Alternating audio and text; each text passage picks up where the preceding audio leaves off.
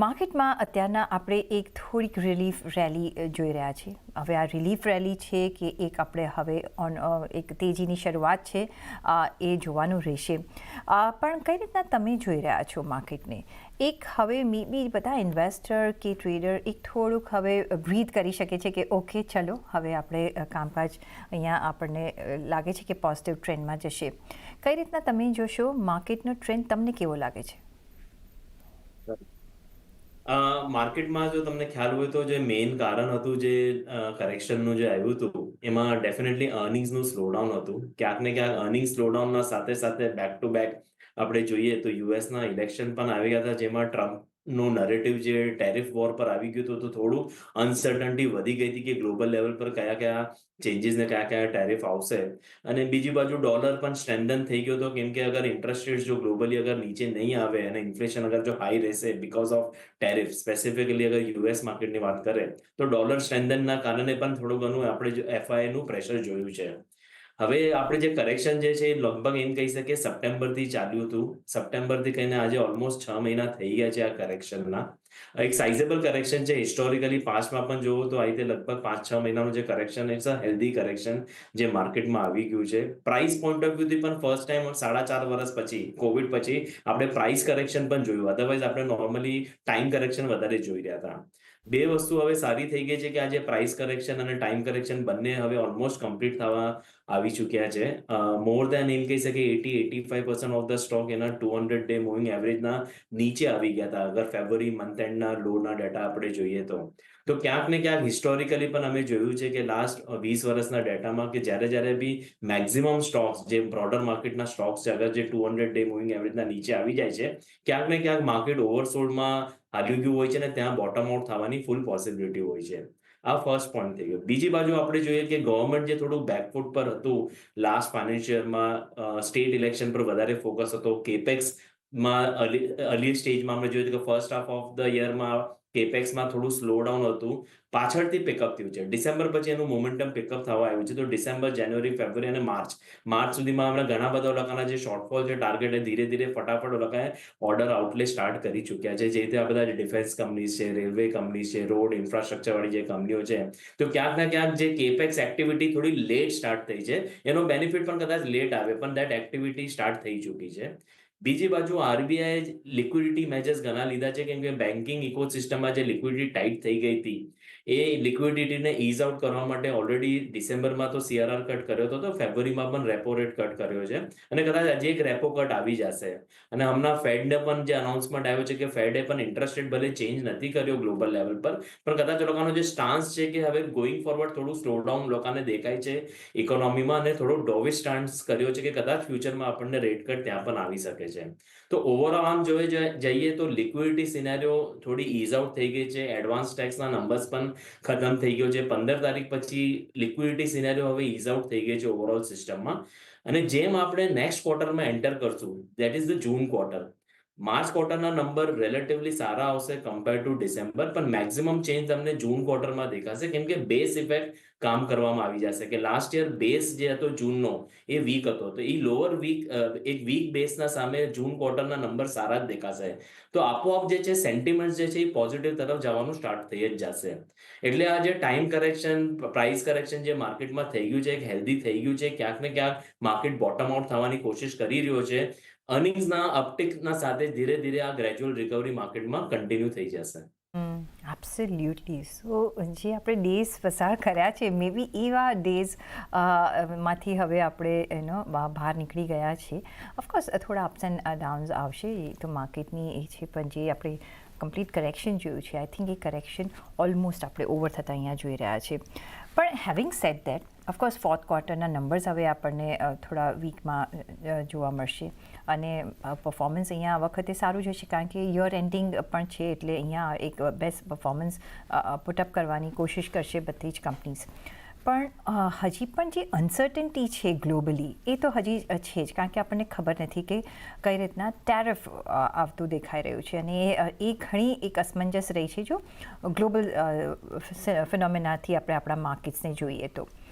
પણ કઈ રીતના તમે જોશો હવે આગળ જતાં જે એફઆઈઆઈઝનું જે આઉટવર્ડ મુવમેન્ટ હતું એ પણ હવે ધીરે ધીરે ઓછું થઈ રહ્યું છે. હવે એ થોડું બાય પણ કરી રહ્યા છે. અહીંયા ડીઆઈઆઈઝ તમે કહ્યું કે લિક્વિડિટી અહીંયા ઘણી સારી છે. યર એન્ડ આવી રહ્યો છે એટલે ઘણી બધી પીએસસીઝમાં આપણે અપમૂવ જોઈ રહ્યા છીએ. તમે એઝ અ પીએમએસ ફંડ કઈ રીતના અત્યારના નિવેશ કરી રહ્યા છો અને એમાં જો આપણે સેક્ટર વાઇઝ જઈએ તો તમને પીએસસીઝ તમને કેવા લાગે છે? કારણ કે એક ડિવિડન્ડ પોઈન્ટ ઓફ વ્યૂથી પણ અહીંયા એક ઇન્ટરેસ્ટ હોતો હોય છે. તમે અહીંયા નિવેશ કરશો? અત્યાર સુધીનો જે અમારો ટ્રેક રેકોર્ડ છે લાસ્ટ 5-6 વર્ષથી જે અમે ફંડ્સ ચલાવી પણ રહ્યા છે તો ક્યાંક ને ક્યાંક પીએસયુઝમાં અમારું ઇન્વેસ્ટમેન્ટ નોર્મલ કરતાં ઘણું ઓછું રહે છે. અને ખાસ કરીને અત્યાર સુધી જે પીએસયુમાં જે અમે પાર્ટિસિપેટ કર્યા છે એ ડિફેન્સ સેક્ટર છે કે ડિફેન્સમાં ગવર્મેન્ટનો પુશઅપ ને ગવર્મેન્ટનો બેકિંગ કોન્સ્ટન્ટ આવતો હોય છે અને એ એક સેક્ટર એવો છે જેમાં ગવર્મેન્ટ બહુ વધારે ડેમેજ કરી શકતો નથી. એનો જે એલોકેશન છે એને મેન્ટેન કરીને આગળ ચાલતા જ રહેવું પડશે. બીજા જે બધા પીએસસીસ જે છે આપણે આમ વાત કરીએ કે ઓઇલ એન્ડ ગેસ છે કે depending upon the macro scenario કે ઓઇલ પ્રાઇસીસ ક્યારે વધી જાય છે ઘટી જાય તો ક્યાંક ને ક્યાંક ફરીથી ડીરેગ્યુલેશન જેવું એન્વાયરમેન્ટ ક્યારેક વચમાં આવી શકે છે.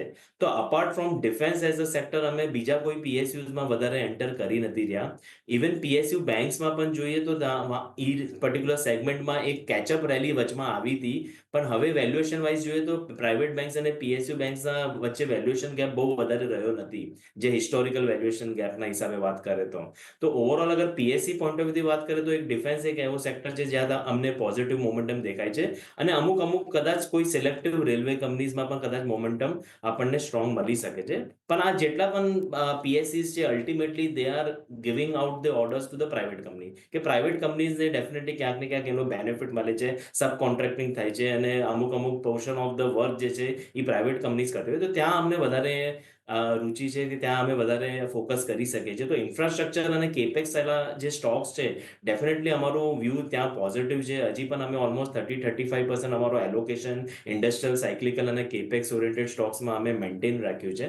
અને અલોંગ વિથ દેટ અમે કહી શકીએ પાવર જેમાં આપણે હિસ્ટોરિકલ મેં ઘણા ટાઈમ આપણે જેટલી વાર બી વાત કરી છે અમને ખબર છે કે પાવર એઝ અ સેક્ટર અમને લાસ્ટ 4-5 વર્ષ નેક્સ્ટ 4-5 યર્સ સુધી પણ હજી મોમેન્ટમ કન્ટિન્યુ લાગે છે. અને રિસન્ટલી બી તમે જોયા છે કે આ પાવર કેબલ્સની ભલે ન્યૂઝ આવી ગઈ હતી પણ એક વસ્તુ તમે પોઝિટિવ સાઈડ જો કે ઓવરઓલ સેક્ટરમાં ડિમાન્ડ બહુ મોટી છે.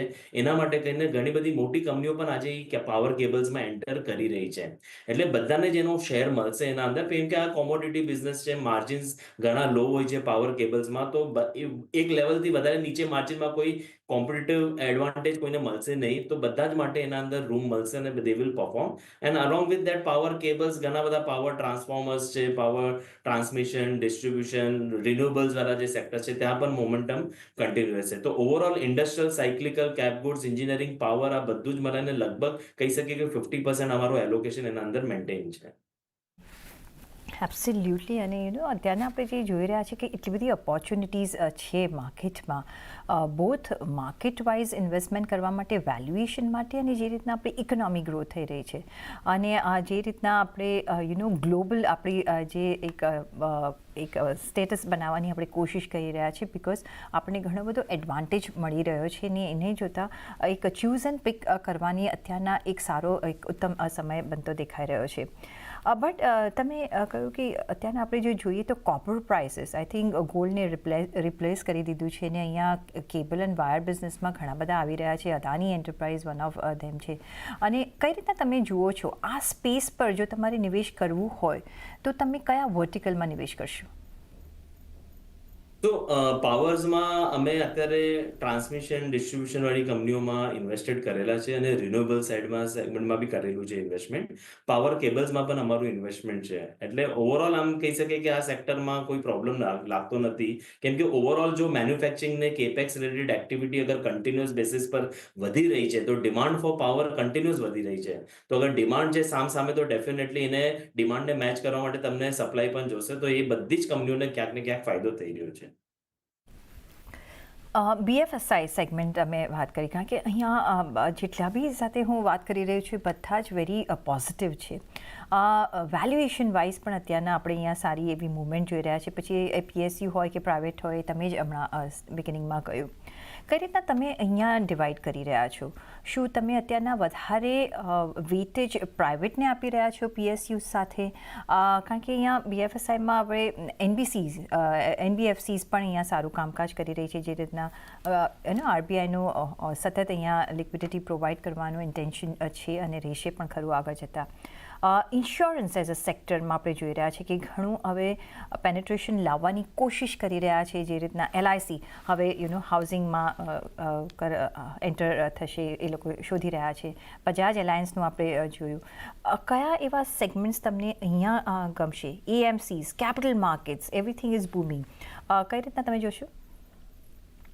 તો બેન્કિંગ ફાઇનાન્શિયલ્સમાં અગર આપણે જોઈએ તો ડેફિનેટલી NBFCsમાં we are still positive overall, કેમ કે NBFCsમાં હમણાં જે થોડા ઘણા મેજર્સ બી લીધા છે, RBIએ પણ રિસ્ક વેટેડ એસેટ્સમાં પણ ઓલા કાંઈ થોડીક આઈ કેન સે થોડું રિલેક્સેશન આપ્યું છે, તો ક્યાંક ને ક્યાંક ક્રેડિટ ગ્રોથ ને ક્રેડિટ મોમેન્ટમને પિકઅપ કરવાની કોશિશ કરી છે.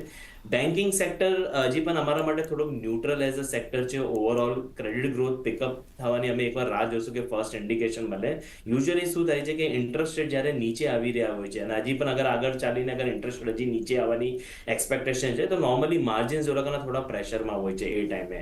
બટ ડેફિનેટલી એનું લોંગર ટર્મ બેનિફિટ મળે છે, પણ ઇમિડિયેટ શોર્ટ ટર્મમાં આપણને નંબર્સમાં એટલું અપટેક કદાચ નહીં દેખાય. બટ હા, એઝ અ કોન્ટ્રા પ્લે અગર જો તમારે લેવું હોય તો કદાચ તમને 1-2 ક્વાર્ટર પછી બેન્કિંગ સેક્ટરમાં તમને એનું મોમેન્ટમ ને ગ્રોથ પિકઅપ દેખાતું રહેશે કરીને.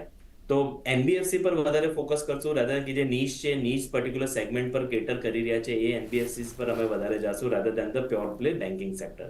બીજી બાજુ તમે જે કેપિટલ માર્કેટ્સ રિલેટેડ વાત કરી, ડેફિનેટલી કેપિટલ માર્કેટ્સના સ્વિંગ સાથે ઘણું બધું નિર્ભર કરે છે, પણ અમુક ઘણી બધી કેપિટલ માર્કેટ્સમાં બધા પ્લેયર્સ છે, જે RTA એજન્સીઝ ને એ બધી કંપનીઓ છે, ઓલાકાને બહુ વધારે વોલ્યુમ સાથે ડિપેન્ડન્સ નથી. ઓલાકાનું લગભગ આમ ફી બેઝ ઇન્કમ પર વધારે ચાલતું હોય છે. તો આમાં 2 સેગમેન્ટમાં ડિવાઈડ કરી શકીએ છીએ આપણે કે અમુક જે છે પૂરું વોલ્યુમ માર્કેટના વોલ્યુમ સાથે જે ચાલતા હોય છે, જે broking side of the industry હોય છે, અને બીજા જે છે કે ફી બેઝ ઇન્કમ પર વધારે કામ કરતા હોય છે, એ લોકો સ્ટિકી બિઝનેસ મોડલ પર કામ કરે છે, જેમાં તમારા AMCs આવી જાય છે, વેલ્થ મેનેજમેન્ટ આઉટફિટ્સ આવી જાય છે, કે બધા તમારા RTA ને એ બધા એજન્ટ્સ વગેરે જે બધા આવી જાય છે, એ બધા કંપનીઝમાં ડેફિનેટલી અમારો વ્યૂ આજની તારીખમાં હજી પણ પોઝિટિવ છે. ઓકે, હા, તો ઓફકોર્સ અહીંયા એક ઘણા બધા વર્ટિકલ્સ તમને મળી જશે કે ત્યાં તમે આખા BFSI સેગમેન્ટમાં નજર રાખી શકો છો, અને કશેક ને કશેક ગમે ત્યારે તમને એક ઓપોર્ચ્યુનિટી તો મળતી જ રહેશે. આપણે